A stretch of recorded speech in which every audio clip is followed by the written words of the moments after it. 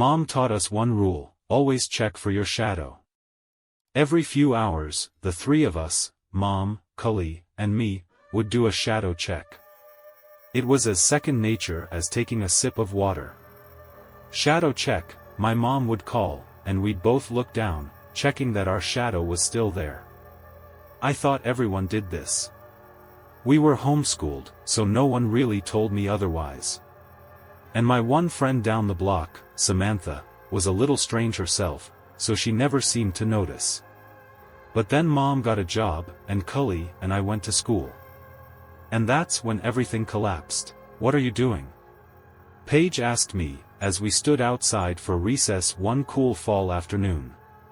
"Shadow check," I replied, "duh." "Shadow check?" she asked, confused. "What's that?" I squinted at her.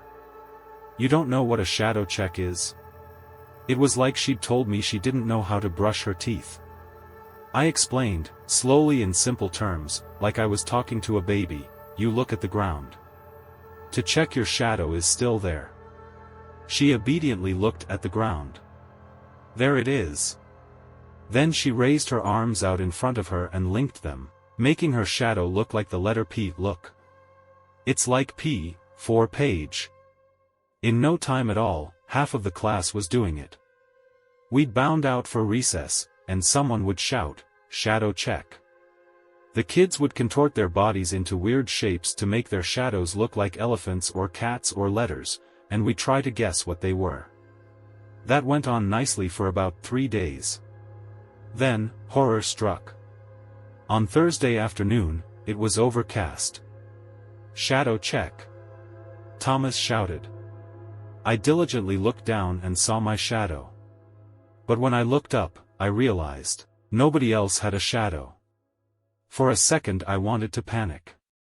And scream. And run. But then I took a deep breath, and did exactly what my mom taught me. I grabbed Paige first. "Hey," she protested. But I didn't listen. I held on with a vice grip and started pulling her back towards the school. When the shadow goes away, hide in darkness for a day. The mantra echoed in my head. The school had a basement, I'd heard the teachers mention it. The basement would be safe. All we had to do was stay there until the morning.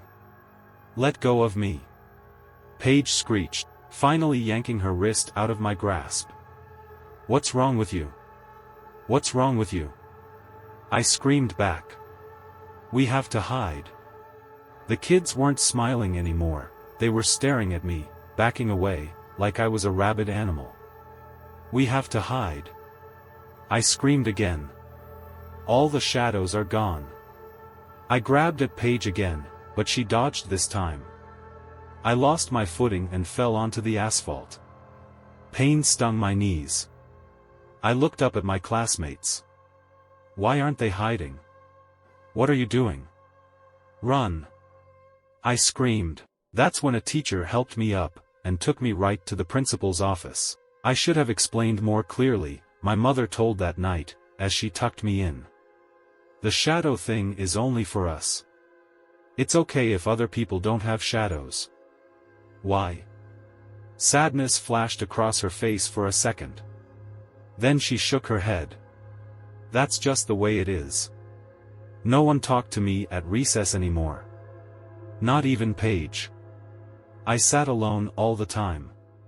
I noticed, now, that there were many days, and some classrooms, even, when people didn't have shadows. I always did. But they didn't. Months passed and eventually kids forgot about the incident. That's what kids do, forget. Sometimes I wish forgiving and forgetting came easier to adults. Paige would run up to me at recess and we'd play hopscotch. She never brought up the fact that even on an overcast day, my shadow still danced across the chalk lines, mirroring my own movements. Except sometimes, they were the slightest bit out of sync. Like my shadow was moving on a split-second delay. As I got older, however, things got more complicated. In 7th grade science, the teacher taught us about the sun, and optics, and light. prisms and rainbows and the cones and rods in our eyes. And she mentioned that our shadow was just the absence of light, that our bodies were blocking out the sun or the overhead fluorescent lights. It didn't make sense to me, then, that my shadow, or anyone else's, would be able to disappear. If the lighting didn't change, and I didn't move, how could a shadow suddenly disappear? Cully was now old enough to insist we called her by her real name, but she was still too young to understand the argument I had with my mom that night. "It's not possible," I shouted, as she worked on her coloring book upstairs. "You're lying to me." "I'm not lying to you," my mother pleaded. "Yes, you are." I ran across the living room to get in my mom's face. Walked right past the ornate glass lamp that stood on the end table. My mom's eyes widened. She looked at the ground. And that's when I realized my shadow was gone. The lamp was behind me. My shadow should have been on the floor in front of me. But it wasn't. "Run," she whispered. When I didn't move, she began to shout. "Go to Cully. Go." I hesitated for half a second, then I sprinted for the stairs. "Turn off the light," she shouted after me. I darted in and closed to the door. Then I bent down and yanked out the plug to the lamp. "Hey," Cully said. "I'm coloring." I whispered. "What?" My shadow disappeared. Cully was too young to remember the day her shadow disappeared. She'd only been a year old. Mom had scooped her out of the playpen, grabbed me by the hand, and took the three of us into the basement. We spent the night down there, in total darkness. Eating canned beans and sleeping on old comforters, laid out on the cement floor. But she knew that it was bad. She scrambled over to her bed and pulled the covers over her head. I stood in the center of the room, listening for Mom's footsteps. They never came. Is she staying down there? But we had so many lights on down there. It would be safer to just run to us. I crept towards the door, my heart pounding, slipping over the Barbies Cully had all over the floor. "Mom?" I called out, through the door. Nothing. I opened the door just a crack and peered out. I could see the stairs, the light spilling out from the living room. But everything was silent. Maybe she went into the basement. Maybe. A shadow appeared, cast across the wall. No. She's still down there? But no. That couldn't be my mom's shadow, it was too short. And even though the edges were blurry, the shadow sort of looked like it had a ponytail. Not a short hair in a pixie cut, like my mom. That's not Mom. That's me. The blurry edges sharpened. And then the figure, the shadow, came into view. My ponytail, my upturned nose, my knock knees. The thing crouched down and pulled at something. Yanking it.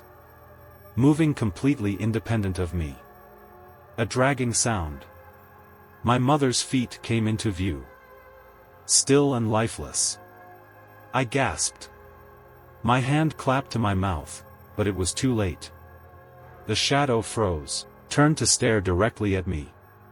And then with huge, loping strides, it started up the stairs. I slammed the door shut. Clicked the lock. Then I jumped under the covers with Cully, my entire body trembling. The police never found Mom's body. She was eventually declared legally dead. Cully and I were sent away to live with our grandparents. They didn't seem to know anything about the shadow, they never asked us to do shadow checks. The only remark in 10 years was my grandma, on a particularly cloudy day, remarking how strange it was that I cast a perfect shadow on the sidewalk in front of us. I watched it as I walked, and noticed its movements weren't perfectly in sync with my own. As the years went by, and my shadow didn't disappear again, I started to get complacent. I checked for it less and less frequently. I started to lead a normal life, getting hired as a real estate agent. Cully, now going by her name Rebecca, is 19 and in college. I even started to persuade myself that my shadow didn't kill her. That my mom ran away after our fight, and my memory of the shadow was my way of coping with it. Because it was harder to accept my mom had abandoned us than it was to accept an evil shadow had killed her. That's what I told myself, until tonight. As I sat down on my computer to finish writing a house listing, I noticed there was no shadow of my fingers on the keyboard. No shadow on the linoleum under the desk. I ran to turn off all the lights. But I don't think I was fast enough. Because when I ran to close the blinds, to block out the light from the street lamp below, I saw my shadow walking across the dark street, disappearing into the night. So please, I beg you, if you see any strange shadows in your home or outside, something you don't think is cast by the lights, by the objects in your home, something that looks different, hide somewhere pitch dark, where no shadows can be cast, until morning.